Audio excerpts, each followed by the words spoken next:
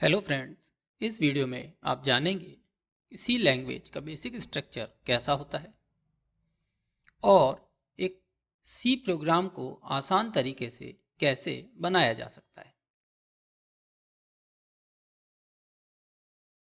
सबसे पहले हम सी के बेसिक स्ट्रक्चर को समझते हैं।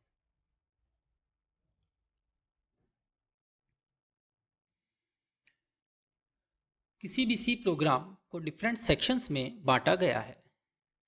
Basically 6 main section C program के होते हैं: documentation section, link section, definition, global declaration, main function और सब प्रोग्राम। इस इमेज में आप इन 6 सेक्शंस को देख सकते हैं और हर सेक्शन में सी का क्या कोड लिखा जा सकता है वो भी आप यहाँ पे देख सकते हैं। अब हम हर सेक्शन को एक एक करके जानते हैं। सबसे पहले डॉक्यूमेंटेशन सेक्शन आता है। इस सेक्शन में प्रोग्रामर प्रोग्राम का नेम, ऑथर का नेम, किस डेट को कोड किया गया है और प्रोग्राम का टॉपिक या उसका डिस्क्रिप्शन देता है। ये सारी की सारी डिटेल प्रोग्रामर के अपने खुद के पर्पस के लिए होती है, इसलिए इसे कमेंट्स के फॉर्म में लिखा जाता है।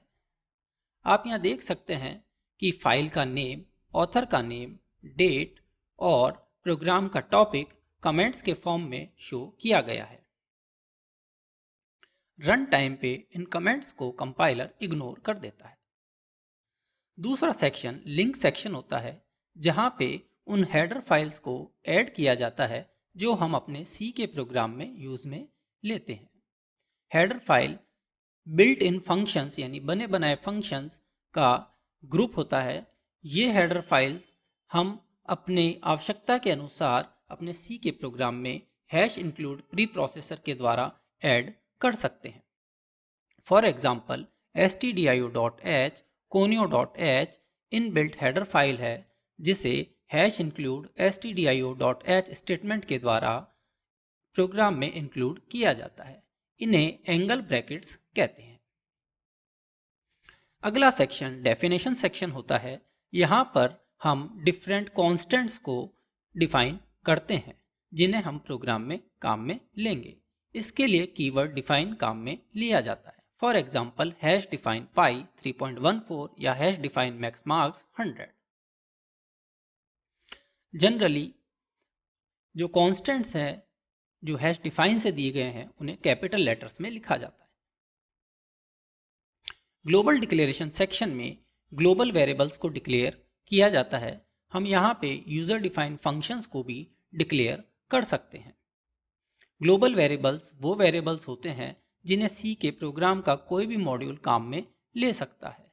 For example long cube int a एक फंक्शन है और intz इक्वल्स टू 10 एक वेरिएबल है। मेन फंक्शन सेक्शन किसी भी सी प्रोग्राम का कंपलसरी सेक्शन होता है। हर एक सी प्रोग्राम में एक और केवल एक मेन फंक्शन होना चाहिए। ये प्रोग्राम का एंट्री और एग्जिट पॉइंट भी कहलाता है। इस फंक्शन में लिखा गया कोड ही एग्जीक्यूट होता है। मेन फंक्शन को ऑपरेटिंग सिस्टम द्वारा कॉल किया जाता है और ये फंक्शन एग्जिट होने पर ऑपरेटिंग सिस्टम को एक वैल्यू रिटर्न करता है। हर एक मेन फंक्शन का ओपनिंग और क्लोजिंग ब्रेस होगा। जो फॉर्मेट है मेन फंक्शन का वो कुछ इस तरह से दिया जा सकता है। यहाँ पे int रिटर्न टाइप है। सब प्रोग्राम सेक्शन लास्ट सेक्शन कहलाता है। इस सेक्शन में जितने भी यूजर डिफाइंड फंक्शंस हैं उनकी डेफिनेशन को लिखा जाता है। फॉर एन एग्जाम्पल क्यूब एक फंक्शन है जिसका डेफिनेशन ओपनिंग और क्लोजिंग ब्रेस में दिया गया है। यह लॉन्ग इंटीजर वैल्यू को रिटर्न करता है।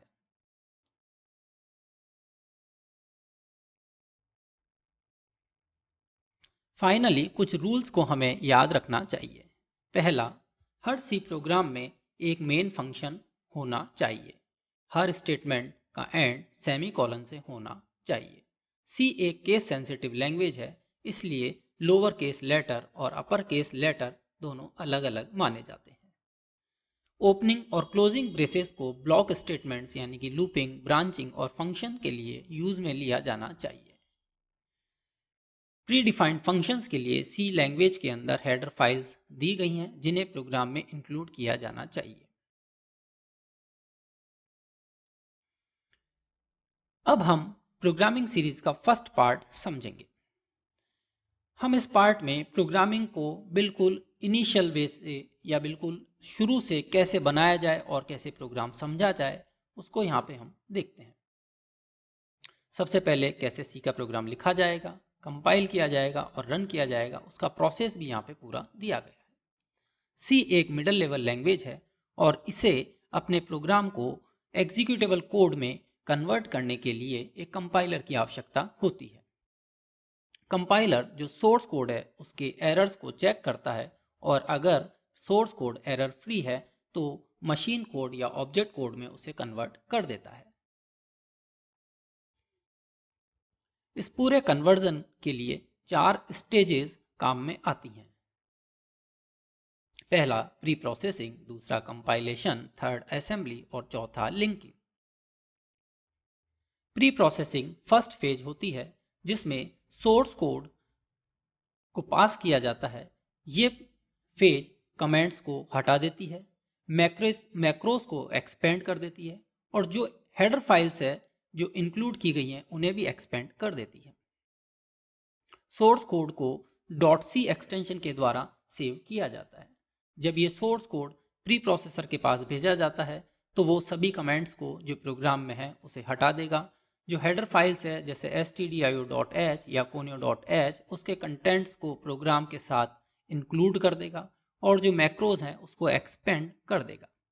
जो रिजल्टेंट एक्सपेंडेड कोड है वो कंपाइलर के पास कंपाइलेशन के लिए भेज दिया जाता है।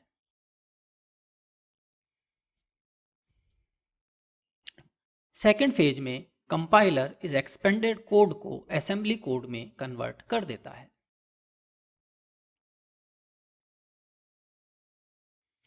थर्ड फेज में असेंबलर इस असेंबली कोड को मशीन कोड या ऑब्जेक्ट कोड में या कंपाइल्ड कोड में कन्वर्ट कर देता है। जो कंपाइल्ड कोड है उसकी फाइल का नेम वही होता है जो सोर्स फाइल का नेम होता है, परंतु एक्सटेंशन डॉस या विंडोज ऑपरेटिंग सिस्टम या यूनिक्स के लिए अलग अलग होता है। जैसे डॉस या विंडोज के लिए एक्सटेंशन .obj और यूनिक्स के लिए .o होगा। अगर सोर्स फाइल का नेम hello.c है तो ऑब्जेक्ट फाइल का नेम hello.obj या hello.o होता है। लिंकिंग अंतिम और फाइनल स्टेज है। जनरली सभी सी प्रोग्राम लाइब्रेरी फंक्शंस को काम में लेते हैं।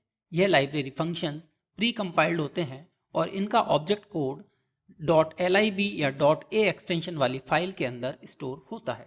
लिंकर का मुख्य कार्य जो हमारे प्रोग्राम का ऑब्जेक्ट कोड है उसको इन लाइब्रेरी फाइल्स के ऑब्जेक्ट कोड के साथ लिंक कराना होता है। जो आउटपुट है लिंकर का वो एक एग्जीक्यूटेबल फाइल के फॉर्म में होगा। इस एग्जीक्यूटेबल फाइल का नाम और सोर्स फाइल का नाम सेम होता है परंतु एक्सटेंशन अलग अलग होगा। यदि डॉस या विंडोज ऑपरेटिंग सिस्टम है तो एक्सटेंशन .exe और यूनिक्स है तो फाइल का नेम a.out होगा।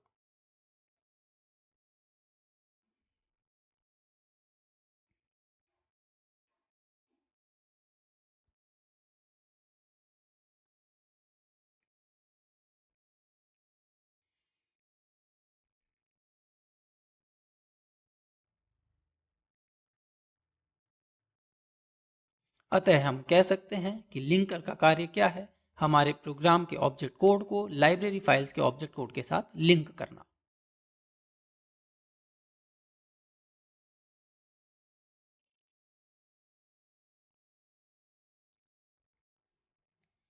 इस इमेज के अंदर आप इस पूरे कंपाइलेशन प्रोसेस को समझ सकते हैं। अतः हम कह सकते हैं कि बेसिकली सी प्रोग्रामिंग में 3 फाइल का निर्माण होता है: सोर्स फाइल, कंपाइल्ड फाइल और एग्जीक्यूटेबल फाइल। जब हम कोड क्रिएट करते हैं और सेव करते हैं तो .c फाइल जनरेट होती है। जब हम सोर्स कोड को कंपाइल करते हैं तो .obj या .o फाइल जनरेट होती है और जब हम प्रोग्राम को रन करते हैं तो ये .o फाइल जो हमारी स्टैंडर्ड लाइब्रेरीज है उनके ऑब्जेक्ट कोड के साथ लिंक होकर .exe फाइल का निर्माण करती है।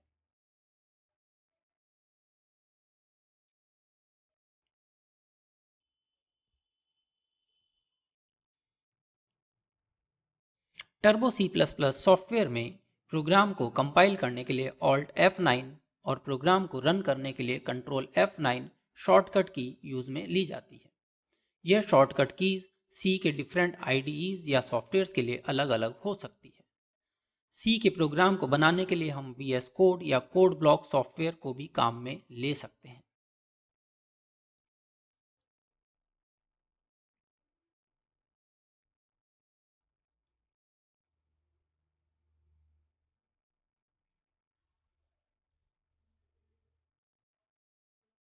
तो हम जानेंगे कि प्रोग्रामिंग क्या होती है और कैसे एक C का प्रोग्राम क्रिएट किया जाता है। यह एक बहुत ही बेसिक C प्रोग्राम है जो कि स्क्रीन के ऊपर C प्रोग्रामिंग मैसेज को डिस्प्ले करता है।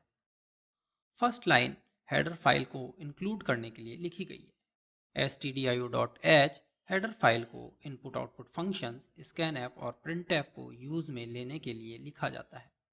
इन फंक्शंस के द्वारा हम प्रोग्राम को इनपुट दे सकते हैं और रिजल्ट को स्क्रीन पे शो कर सकते हैं। नेक्स्ट मेन फंक्शन का डेफिनेशन पार्ट है। हर एक फंक्शन का एक ओपनिंग और क्लोजिंग ब्रेस होता है जहां पे प्रोग्राम का एक्चुअल कोड लिखा जाता है। एक्चुअली हम इस प्रोग्राम में एक मैसेज को स्क्रीन पर शो करना चाहते हैं। इसके लिए हम printf फंक्शन काम में लेते हैं। मैसेज को डबल कोट्स में लिखा जाता है। जो लास्ट स्टेटमेंट है वो रिटर्न स्टेटमेंट होना चाहिए और ये स्टेटमेंट ऑपरेटिंग सिस्टम को एक वैल्यू 0 रिटर्न कर रहा है। जब हम इस प्रोग्राम को रन करते हैं तो C प्रोग्रामिंग मैसेज स्क्रीन के ऊपर डिस्प्ले होता है।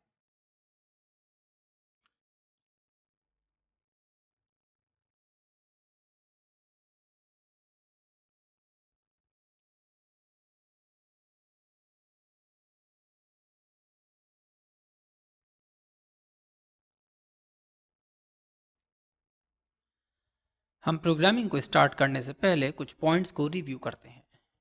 मेन फंक्शन एग्जीक्यूशन का एंट्री पॉइंट होता है।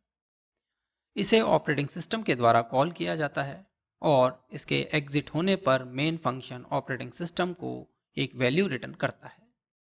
अगर प्रोग्राम का एग्जीक्यूशन नॉर्मल होता है तो 0 वैल्यू रिटर्न की जाती है। एबनॉर्मल टर्मिनेशन के केस में अगर कोई एरर वगैरह आ जाए तो उस केस में ऑपरेटिंग सिस्टम को एक नॉन जीरो वैल्यू रिटर्न होती है।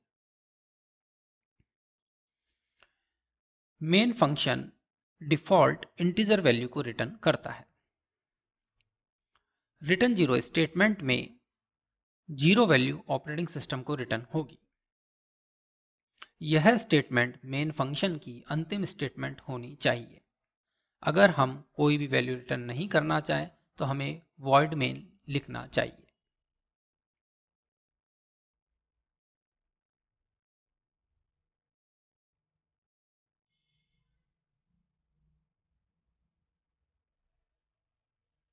इस प्रोग्राम में हमने एक नई हेडर फाइल conio.h को स्क्रीन को क्लियर करने के लिए काम में लिया है। जब भी हम प्रोग्राम को रन कराते हैं तो स्क्रीन के ऊपर जो पुराना रिजल्ट है वो डिस्प्ले किया हुआ रहता है। CLR SCR फंक्शन की सहायता से हम पुराने रिजल्ट को क्लियर कर सकते हैं ताकि जो हम प्रोग्राम रन कर रहे हैं उसका रिजल्ट एक खाली स्क्रीन के ऊपर आए और पुराना रिजल्ट शो ना हो, यानी केवल हमारा ही रिजल्ट शो होना चाहिए। इस थर्ड प्रोग्राम में हम देखते हैं कि हमने दो printf फंक्शन काम में लिए हैं, परंतु जो आउटपुट आ रहा है वो एक ही लाइन में आ रहा है। ऐसा क्यों?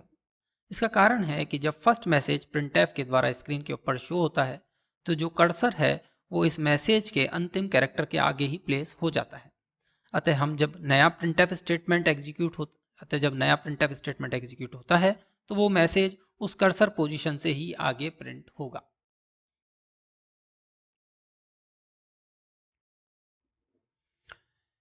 इस प्रोग्राम और पिछले प्रोग्राम में केवल एक लिटिल डिफरेंस ये है कि यहाँ पे दोनों मैसेज अलग अलग लाइन में प्रिंट हो रहे हैं।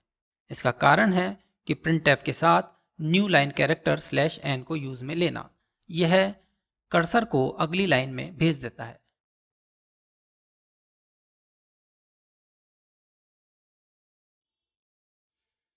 हम printf फंक्शन को किन्हीं दो मैसेजेस को अलग अलग लाइन में printf करने के लिए भी काम में ले सकते हैं। आप यहाँ देख सकते हैं कि एक सिंगल printf के द्वारा दो मैसेजेस को अलग अलग लाइन में प्रिंट किया गया है। अगर हम किन्हीं दो मैसेज को एक ही लाइन में कुछ दूरी पर प्रिंट करना चाहें तो /t कैरेक्टर को काम में लिया जाना चाहिए। /t एक टैब की के जैसे ही कार्य करती है।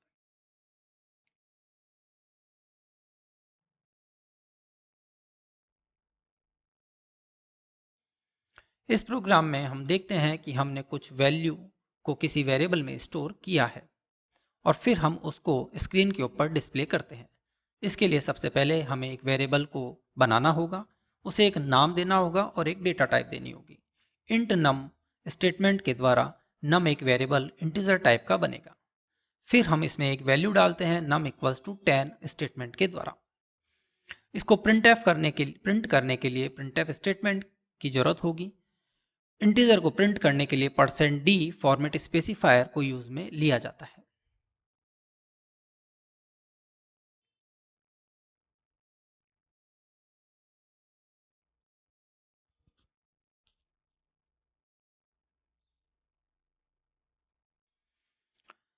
इस प्रोग्राम में और पिछले प्रोग्राम में केवल एक अंतर है कि यहाँ पे जो नंबर है 10 उसके साथ एक मैसेज भी डिस्प्ले होता है।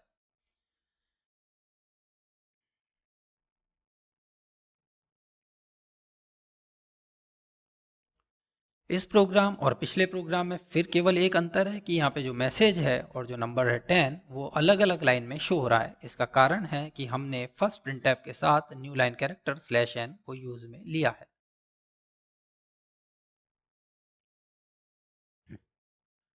फ्लोट वैल्यू यानी कि पॉइंट वाली वैल्यू को स्टोर करने के लिए C में फ्लोट नाम की डेटा टाइप दी गई है।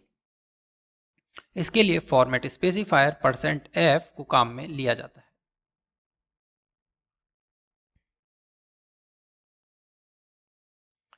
कैरेक्टर डेटा टाइप के लिए फॉर्मेट स्पेसिफायर %c होता है और डेटा टाइप कैर होती है। यह डेटा टाइप केवल एक सिंगल कैरेक्टर को सिंगल कोट्स में स्टोर कर सकती है।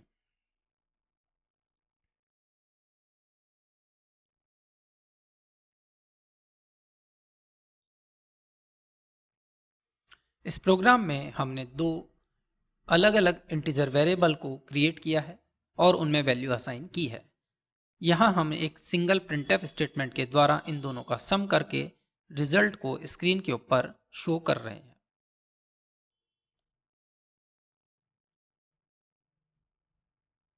अभी तक हमने फिक्स वैल्यू को वेरिएबल में स्टोर किया था, परंतु हम इन वेरिएबल्स में रन टाइम पे वैल्यू भी डाल सकते हैं। इसके लिए हम scanf फंक्शन काम में लेते हैं। scanf फंक्शन यूजर से इनपुट लेता है और जो वेरिएबल स्पेसिफाई किए गए हैं वहां पे जाके स्टोर कर देता है। एक एम्परसेंड यहाँ पे सिंबल काम में लिया गया है जिसे हम एड्रेस ऑफ ऑपरेटर कहते हैं।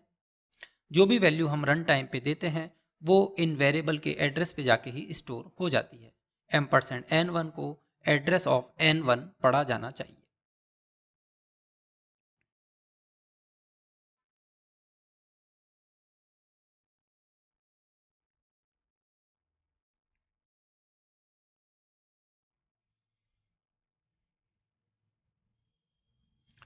यह पिछले प्रोग्राम के ही समान है, परंतु सुटेबल मैसेजेस को शो किया गया है ताकि जब यूजर कीबोर्ड से वैल्यू इनपुट करे तो एक सुटेबल एरर मैसेज शो हो ताकि उसे पता पड़े कि वो किस टाइप की वैल्यू इनपुट करनी है। अब हम रिलेशनल ऑपरेटर्स को समझेंगे। सी लैंग्वेज के अंदर फॉल्स 0 के द्वारा और ट्रू 1 के द्वारा या नॉन जीरो वैल्यू के द्वारा रिप्रेजेंट किया जाता है। रिलेशनल ऑपरेटर का यूज वैल्यूज को कंपैरिजंस करने के लिए किया जाता है और ये ऑपरेटर ट्रू या फॉल्स को रिटर्न करता है।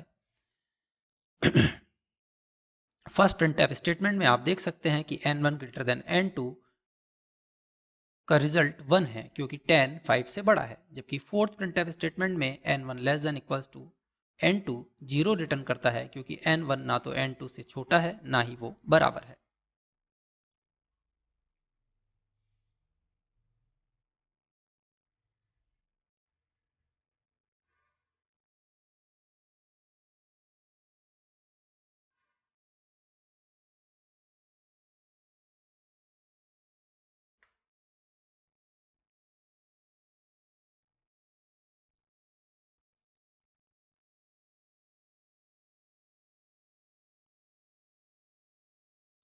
अब हम इंक्रीमेंट और डिक्रीमेंट ऑपरेटर को समझते हैं।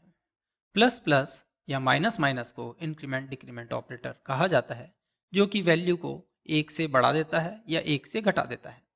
जैसा कि n1 प्लस प्लस लिखा गया है, ये प्लस प्लस n1 के ही बराबर है, और यह n1 की वैल्यू जो कि 15 है उसको 16 कर देता है। इसी तरह से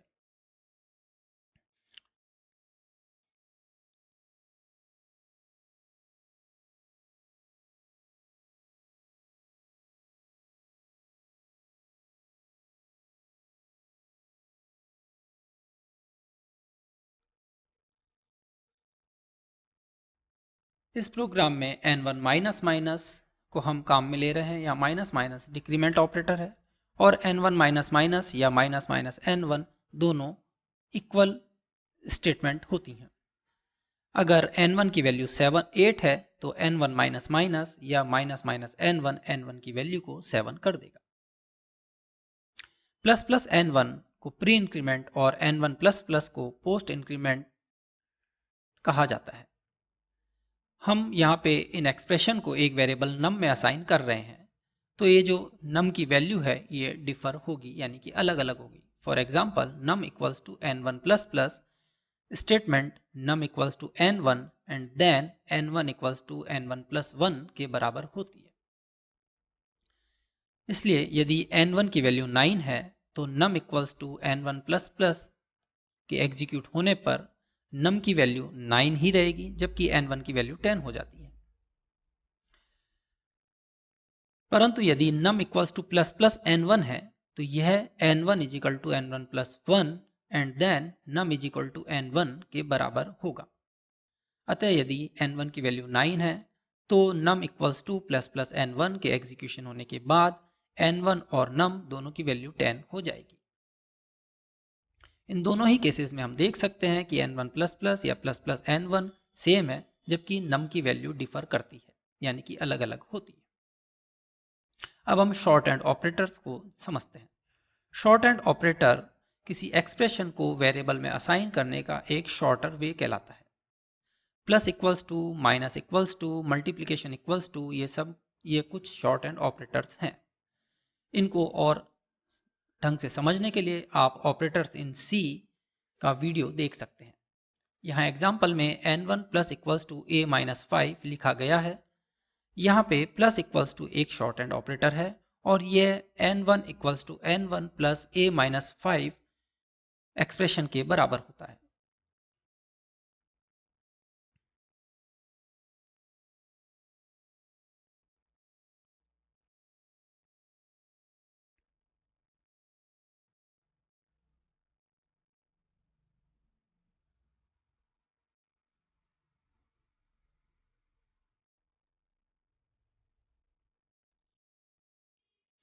n1 multiply equals to a plus 5, n1 is equal to n1 into a plus 5 के बराबर होगा।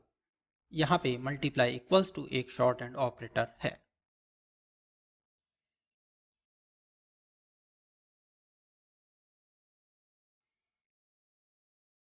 अब हम लॉजिकल ऑपरेटर्स को समझते हैं। लॉजिकल ऑपरेटर्स दो या दो से ज्यादा कंडीशंस को एवेल्युएट करने के लिए काम में आते हैं। ये तीन तरह के हैं: लॉजिकल एंड, लॉजिकल और लॉजिकल नॉट। लॉजिकल एंड केवल तभी ट्रू वैल्यू रिटर्न करते हैं जबकि एक्सप्रेशन में दी गई सभी कंडीशंस भी ट्रू रिटर्न करे। अगर उन कंडीशंस में से कोई भी एक कंडीशन फॉल्स रिटर्न करती है तो ओवरऑल रिजल्ट भी फॉल्स हो जाएगा। जो आउटपुट है वो 1 या 0 होगा, ट्रू के लिए 1 और फॉल्स के लिए 0। प्रोग्राम के फर्स्ट रन में हम देखते हैं कि एज की वैल्यू 17 दी गई है, जो कि 25 से तो छोटी है परंतु 18 से बड़ी नहीं है, क्योंकि दोनों कंडीशन सेटिस्फाई नहीं होती हैं या ट्रू नहीं होती हैं। इसलिए एंड ऑपरेटर फॉल्स रिटर्न करता है, जो कि 0 होगा। सेकंड रन में हम देखते हैं कि जो एज की वैल्यू 22 है वो 18 और 25 के बीच में है, इसलिए एंड ऑपरेटर 1 रिटर्न करता है, अतः RES की वैल्यू 1 होगी।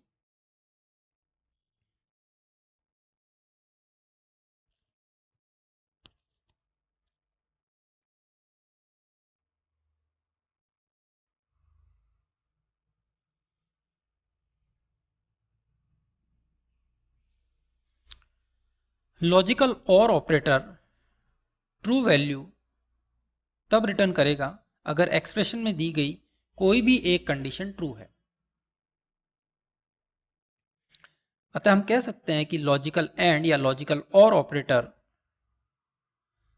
फॉल्स केवल तभी रिटर्न करते हैं, लॉजिकल और ऑपरेटर फॉल्स तभी रिटर्न करता है जबकि सारी कंडीशंस फॉल्स हो।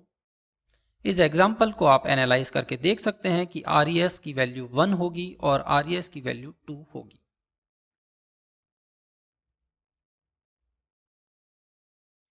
लॉजिकल नॉट ऑपरेटर कंडीशन के फॉल्स होने पर ट्रू रिटर्न करता है और कंडीशन के ट्रू होने पर फॉल्स रिटर्न करता है।